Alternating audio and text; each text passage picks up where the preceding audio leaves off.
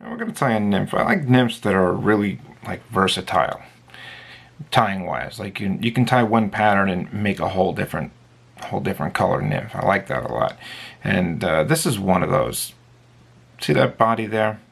This is a yellow thread nymph with the body covered in pearl. So you can see the yellow right there at the head. There's a little line of it. There's also a clear crinkle flash tail. And it's got a black wire on it. This one has a gold wire. This is purple. You can see the purple band at the top. And this is the one I'm going to tie for you. This is a fire orange. See that? You can see the fire orange coming through the pearl. But again, the pearl is just, it's just this color pearl. It's just pearl. There's no color to it. It's semi-clear, so that when you put something bright underneath it, it kind of takes on that color. That's what I like about it. And it's cool because you can use a wire. See how I'm using a black wire here? You can use this black wire on everything.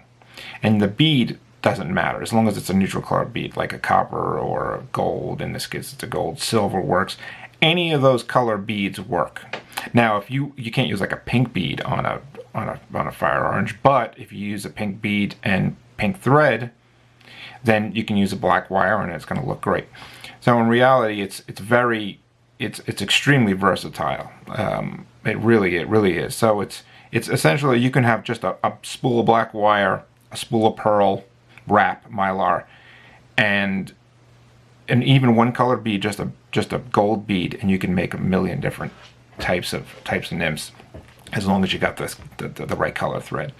So fire orange, that's what we're going to use on this one. And the hook that I'm using here is just size 12 Tiemco. What is that? 2488. And the bead is a 1/8 gold bead. Where's the package? Just this right here. So 1/8 gold bead, but again, you could use any color bead you want. Any color bead you want. Thread, here's another little trick on it. 6/0 thread. I never use 6/0 thread, especially on something this small, but in this case, you want to use it. You want to use 6/0 thread. And you'll see when we try and build up the body, it's a lot easier with 6/0 than it would be with 8/0. I tie right to the end of the flat. That clear crinkle flash I was talking about is right here. It's called clear ice. I never not want to put tails on a nymph. I mean, let's say I was tying even a caddis or something like that, which I don't really tie that often. But I mean, a nymph is a nymph. It doesn't really, it can be anything. But caddis don't have tails, but I still like to put it on there. So a clear tail with a crinkle to it is actually pretty good, because it's going to give you movement in the water. It's going to help move the nymph. It's going to give an impression, but it's not that noticeable. So I like this clear. It goes with everything. So I take it and I fold it over. So I just got 2 in there. And then I tie it onto the bare hook. It's a lot easier when you just tie it on right now. And you go down. It allows you to keep it on top. It goes on extremely easy.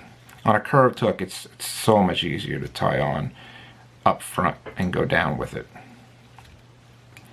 I go down pretty far. Then I take off this part, but I do leave it a little bit. Just a little bit. And you could save that part for another one there.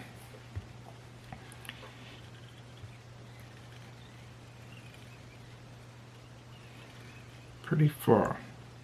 Right. Now, black wire. This is what I use here. See that? Small, little ultra wire. And I'm pretty sure I got a piece around here somewhere. If not, I'll just, yeah, here it is. Now, another tip here is tie down still. You're still tying down. I'll explain why in a second. But you tie your wire on first, one turn. Then your pearl. This pearl is, I guess is considered like a medium. Or like a number 14. See that? And you want to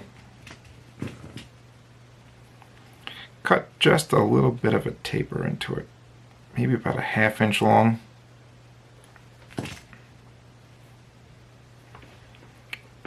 So that.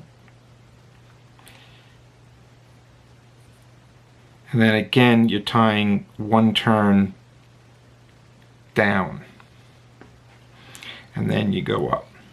So why do you go down instead of up? Well, if you go up, you leave a tag. If you don't want to leave a tag, you go down. That's the key, because when you wrap that first turn of pearl on, if you went up, right, you're gonna have, say, 2 turns of this color, which is not bad. If you want a tag, you can do that.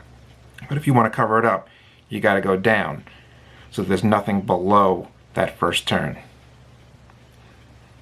Now I'm just going up and down a few times to build it up. This is where that 6/0 really matters.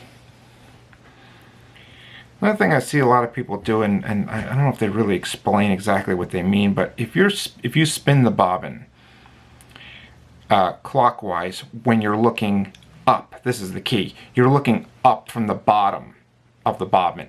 If it's spinning clockwise, you're flattening it. If you spin it, if you're looking down, you're spinning counterclockwise. So this is a uni fire orange, so it's not a flat thread. If you use a flat thread, you don't have to worry about doing that, obviously. But and I would say on a nymph, a uni is on a nymph, Danville is a good thread to use, because strength-wise, you're not cranking down on anything like deer hair or.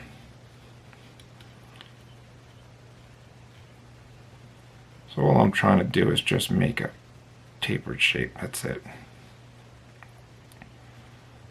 And I'm going to build this up too. Okay. Now,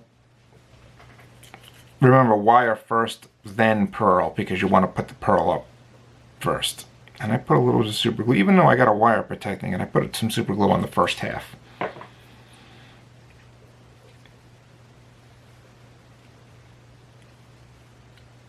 Try and get that first turn to sit tight. You got the wire though, so that's going to help it.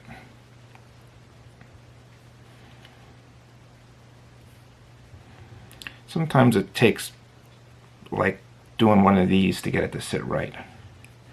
Just wiggling it. You want to overlap each turn as well.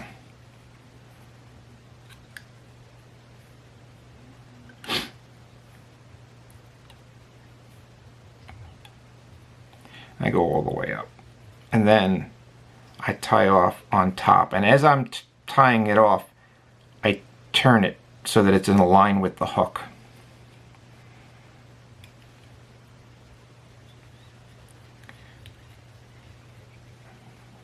Do a bunch of turns and then leave like an inch or so. And the wire. Nice turn in the back.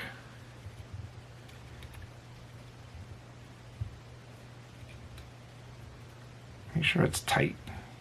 You can put them close together in the back and then open them up. Good trick is just to follow that seam you created by overlapping. Again, up on top, turn it so that it's in line.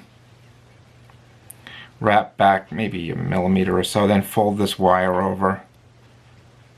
Few turns, hold the thread, and just roll that off.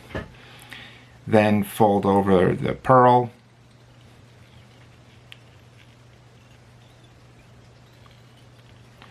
There we go. Now dubbing. This is another part that's that's versatile. You can use a black dubbing here on anything as long as you're using a black wire. You can use, honestly, you could probably use it on anything if you weren't using a black wire, but you can also use a color to match the thread. Now, that's where it becomes expensive, and if you have 5 different color threads you want to use, you need 5 different color dubbings. But if you use the black, you just need that one. But you can also just go natural hairs here. I mean, how are you going to, it really is, that's it. I mean, you can't go wrong. If there's a question and of what to use, and you use a natural rabbit, I mean, it's tough to beat. Natural rabbit. You can't go wrong. No one's gonna fault you for that. So that's what I would do. It kind of goes with everything. It goes with everything. So you want it kind of loose. Now you're gonna see. You want it loose, but if you do it too loose, you're gonna see that thread. If you want to see the thread, then okay. But put a decent amount on, and you want to end right at the bead. And this is how we get that band on. We turn, make sure it's tight, right until we can see it. Once you can see it, sort of back off a little bit. Get your super glue, get it on the thread, a good amount, then turn it in, and then do a whip finish on top.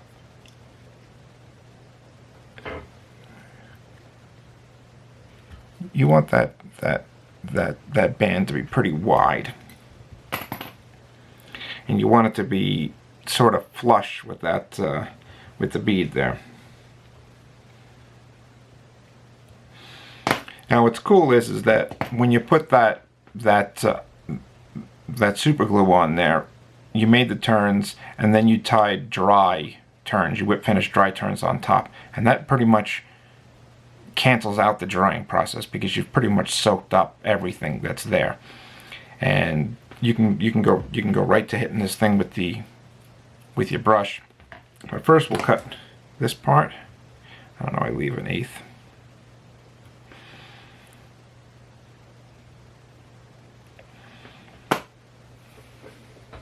And I leave that just to, I bend it a little bit too. Sort of helps keep the dubbing you're going to brush out up. And maybe it gives you a little impression of a wing butt a little bit. Then I come in here and I cut these tails, obviously. We don't leave them this long.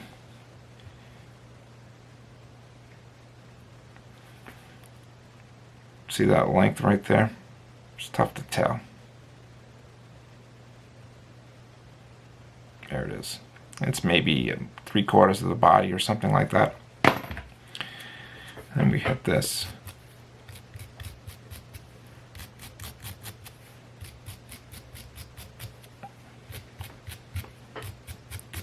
Last time I tried to record this, I hit the camera. The camera's really close right now because it's a small nymph. I hit the camera with this brush. Just knocked it right off my desk. Fortunately, it's okay.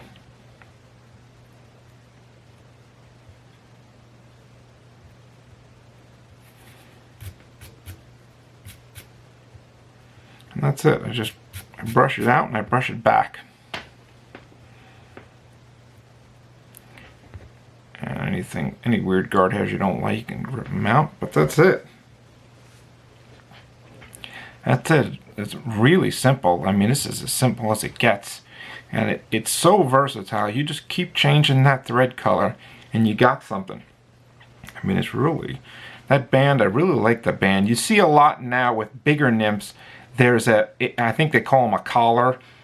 Well, I think this is called a collar too, but it's like it's actually like a tungsten collar, and it gives you an extra weight. So instead of doing it with thread, they're doing it with actual tungsten, and it weighs it down like crazy. My friend John uses one on a big stonefly version, but on something small like this, you just use your thread, and this is like a very, very low water nymph, or it's maybe a middle nymph on a 3-fly rig or something like that, or a top nymph on a 2-fly. or and maybe if it's slow water, you can use 2 of these or something like that, and it's not that high water, but it's not crazy heavy. That's like the thing I'm trying to say, is that if it's high water, you really do need a super heavy nymph on the bottom. This is only something that's going to be middle of the column, 18 inches off the bottom or something like that. But it's super versatile. Anything, any type of color that's out there that you want to do, you can do it very easily with just the thread. And the 6/0 is really kind of the key to speeding this process up. If you use an 8/0, building up the body, not easy. Building up this little thread collar, not easy. So, and you also got to watch out. Something that's really interesting is that different size thread, at least with uni, is different colors. If you look at orange 3/0 and orange 6/0 are different. Or 3/0 and 8/0 are different. You have to, because they get them. There's a different process, I think, to make a heavier thread, and sometimes just the color is different. I remember I emailed them. I was like, hey, I got a 3/0 and I got a 6/0 and I got an 8/0, and it's like they're different shades. And they're like, oh yeah, that's just the way it is. So just watch out for that. If you want a certain shade and you got it in 8/0, you say, I need 6/0, and you go in order and it's a different color. So just make sure you've actually seen it in person. I'm not sure if Danville has that problem, but I know I've seen it in uni, especially with orange, and probably fire orange as well. So that's it. Really simple, versatile nymph. All right, thanks.